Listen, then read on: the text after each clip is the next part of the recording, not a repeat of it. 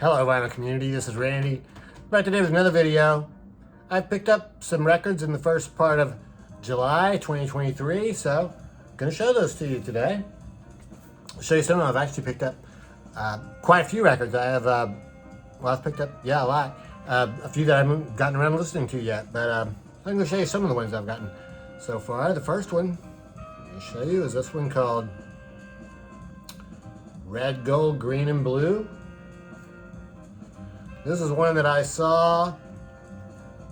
I got a whole lot of records. I got 9 records from Plaid Room Records. They were having this online sale. They sent me an email telling me about it, so I was looking at it. It was a very good.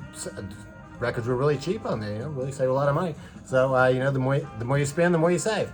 So I had my cart with like probably 7 or 8 records in there, and then I kind of, it was like first thing in the morning, and I kind of forgot about it. And then I got a reminder email at about, I think about 11:30 at night or something, and reminding me that the sale was going to end in a half hour.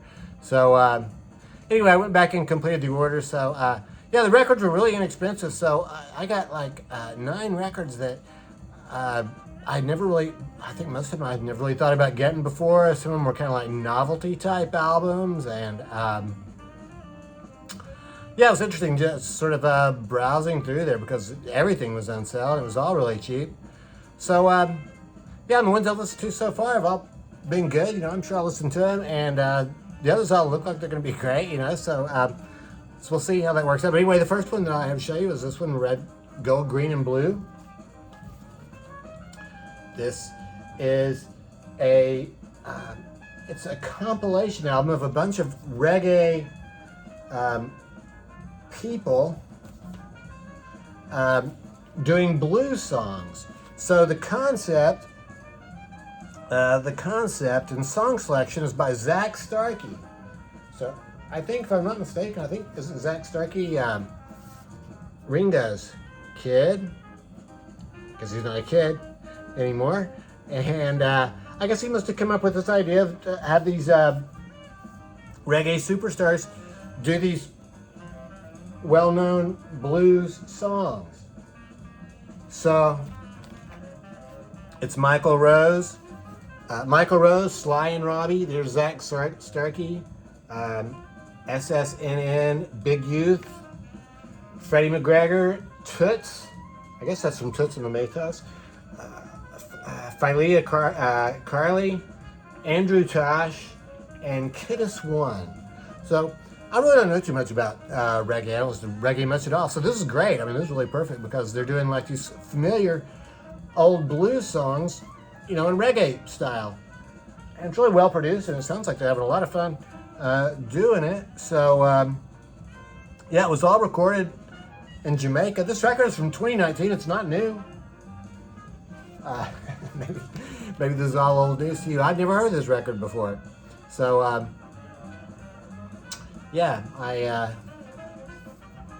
was glad to get this one. So blues songs like to start with I Put a Spell on You, then Bring It On Home, Come On In My Kitchen, Baby Please Don't Go. So, those songs are all familiar to me. I Put a Spell on You. I've heard that by several people. I'm sure Come On In My Kitchen.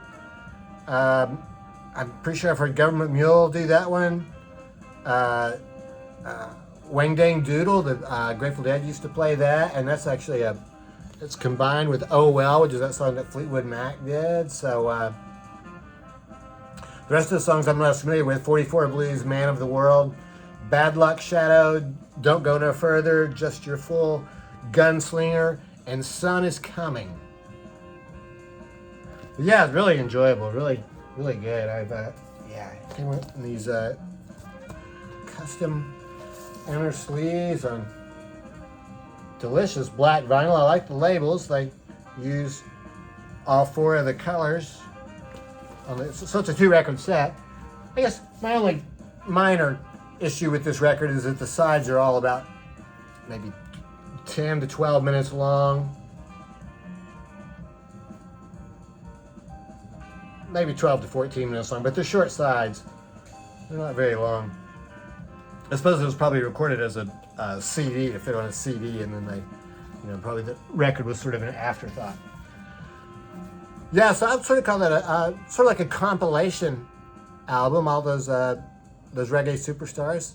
And yeah, I've gotten a lot of really good compilation records this year. I've gotten a couple of Blue Note Reimagined records. I got this record that we're listening to now, which is The Jazz Room, compiled by Paul Murphy. I got transmissions from the what was that? The one from England. That compilation, and then also the Jazz Dispensary Record Store Day release, Hotel Jolie Dame. So I've got a lot of really great compilations this year, and I picked this one up. This is not part of that Plaid Room Records. I think there's one more record I'm going to show you from the Plaid Room sale. This is one that I got some other time, and this is Nuggets, Volume 4. This is a 1984 compilation, Pop Part 2. So this is really cool. It tells all about the bands back here, and this one is really focused a lot on, well, like it says, pop-type vocals, a lot of vocals. A lot of really good vocals on here, a lot of background vocals, harmony, background vocal type songs. And so that's really cool.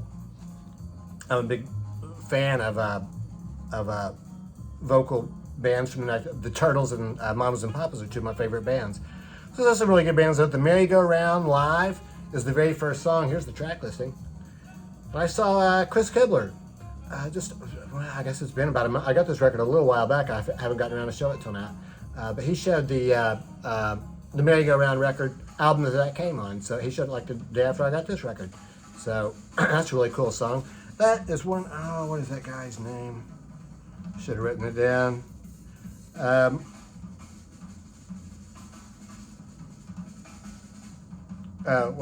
Here, Emmett Rhodes is the guy from that band. He's on another band in here too, the Palace Guard, All Night Long. So Emmett Rhodes, well-known sort of I guess like a power pop guy, or maybe not power pop, more like a, what is he known for? Sunshine pop, I guess is his thing. So other cool ones on here, the Royal Guardsmen has a song called Baby Let's Wait, which is a really weird song. It's kind of like, it's like the opposite of Sonny and Cher's I Got You Babe. I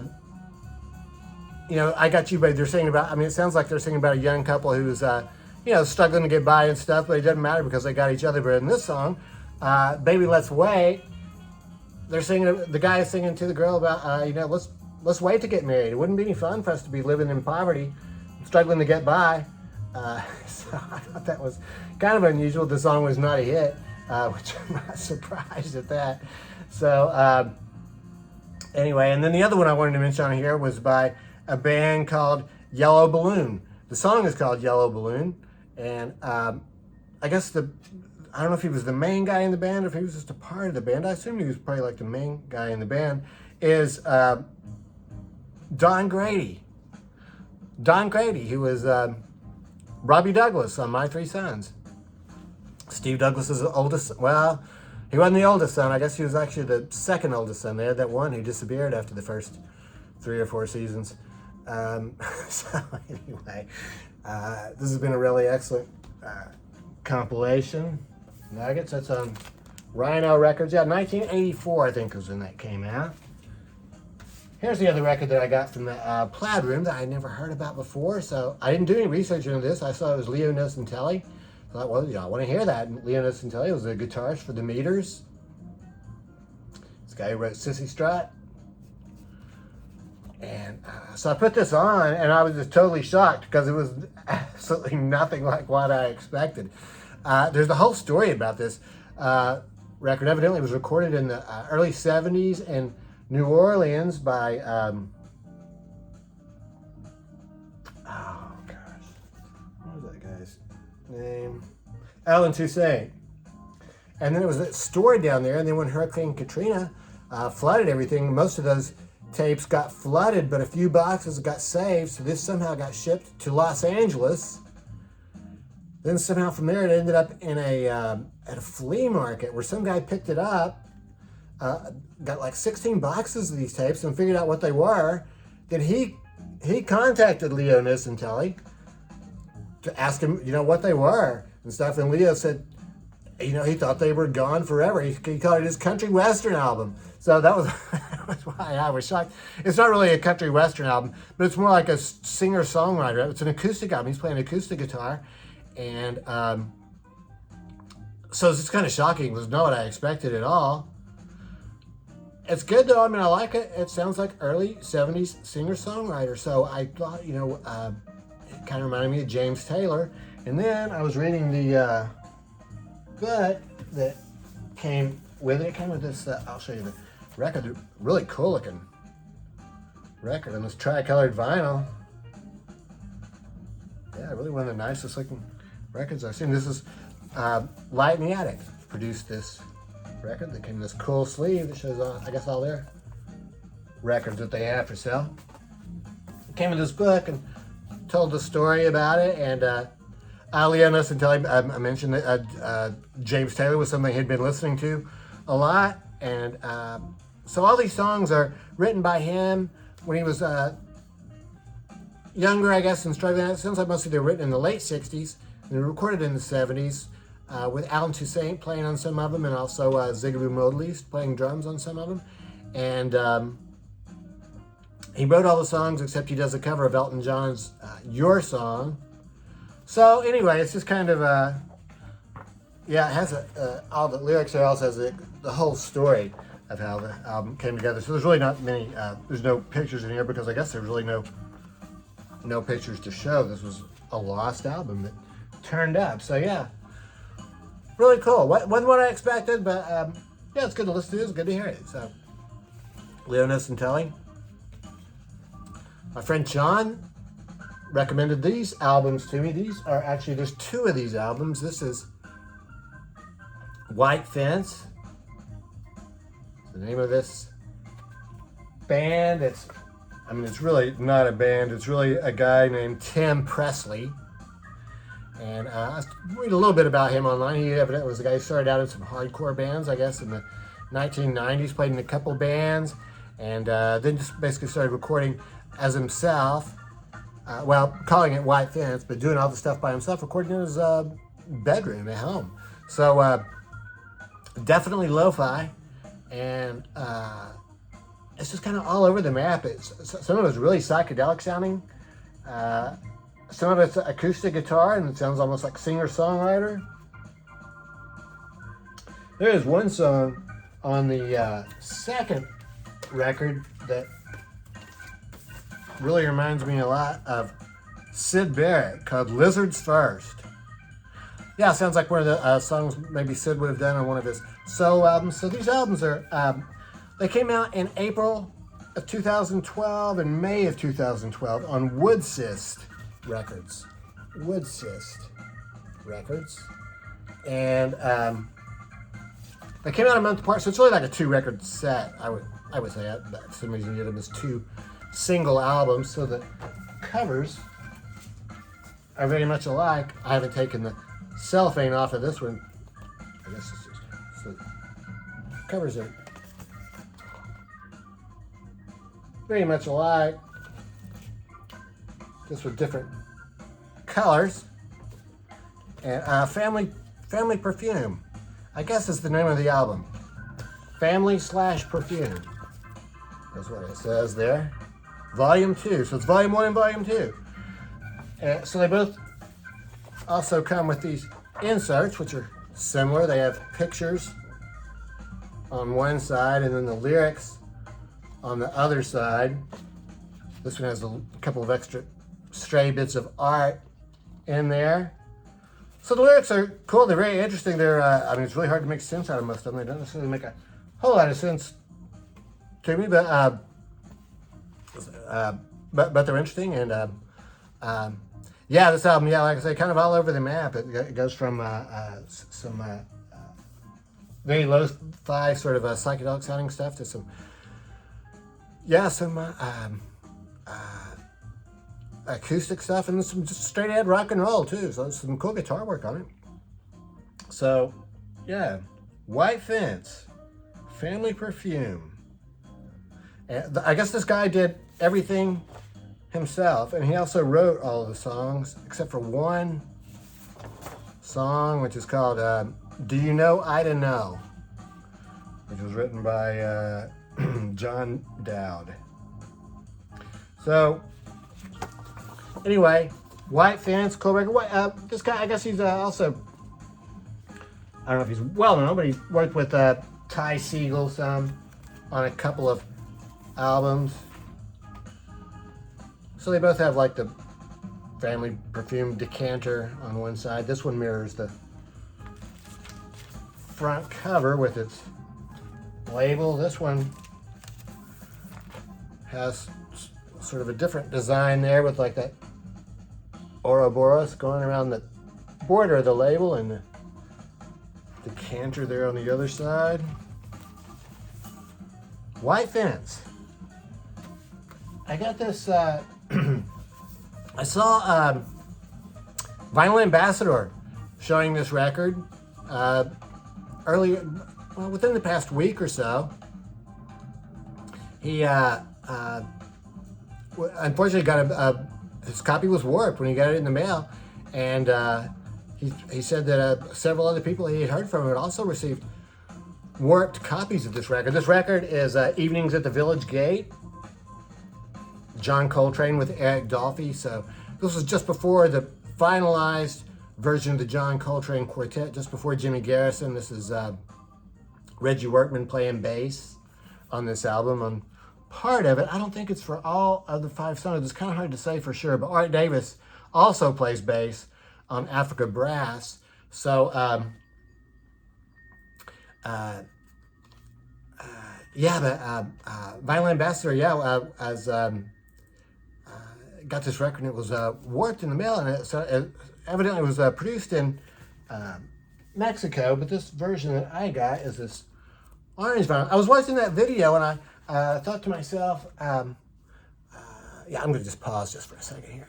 Yeah, so I was watching that video, and I thought, well, that sounds like a record I would like to hear. I would like to get that one. And I was thinking, well, gosh, didn't I order that one? But I wasn't quite sure I'd gotten it. But then the next morning, I got a shipping notification from whoever it was I ordered it from, which it wasn't directly from Impulse. It was some other label or company that's associated with Impulse. I'd never heard of them before, but I'd gotten an email from them, I guess 2 or 3 months before, so it was a pre-order, and I'd really forgotten that I'd ordered it, but it was an orange vinyl one. Yeah, so this one came on orange vinyl, which is cool. And I learned also from Dave in comments that I guess the orange one was printed in Europe, so in Germany, I think he said. So I guess better quality control over there. I don't know, but these two both sound great as far as they're flat and they good sound on them and everything. Dave talked about the recording quality on this is not really the best recording quality. It's definitely lo-fi recording, but it's worth hearing because it's John Coltrane playing with Eric Dolphy, so I really like hearing the two of them together. I need to pull out I've heard Eric Dolphy on one of the very first, but the first CD I ever got by Eric Dolphy, like in the mid-90s, was I don't know if it was a bootleg CD or what, but it was really rough. Recording's really good though, it had Selfies in a Morning Sunrise on it. Fantastic. So, also after years of listening to Grateful Dead tapes, I'm sort of used to lo-fi recording, so it didn't bother me too much.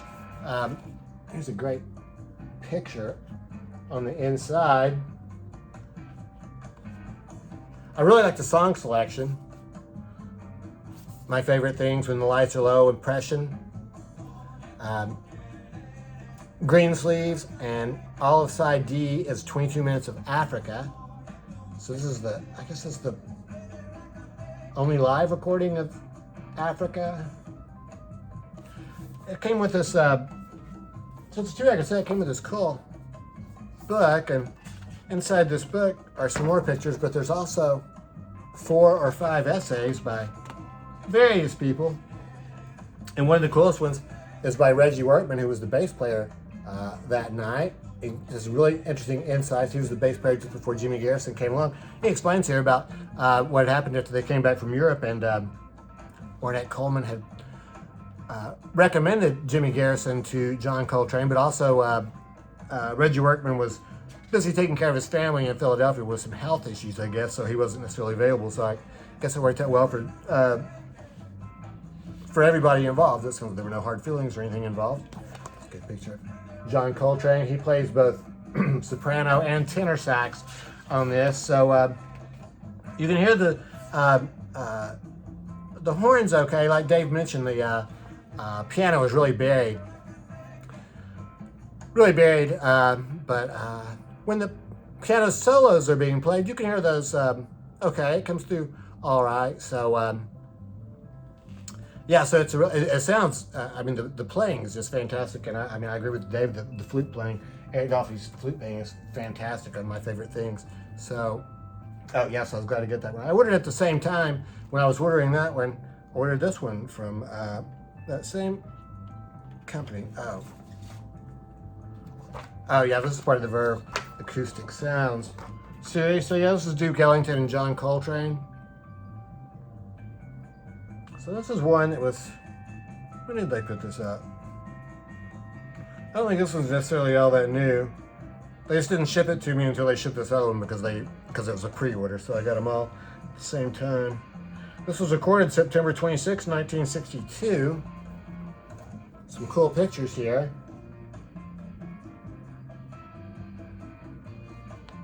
This is also before the John Coltrane Quartet was finalized, and Jimmy Garrison does not play bass on all of these. He plays bass on one of the songs here. Otherwise, it's different bass players. That's very cool too. It talks about here on the song, yeah, Take the Coltrane. When, how did they phrase it? When John Coltrane, let's see.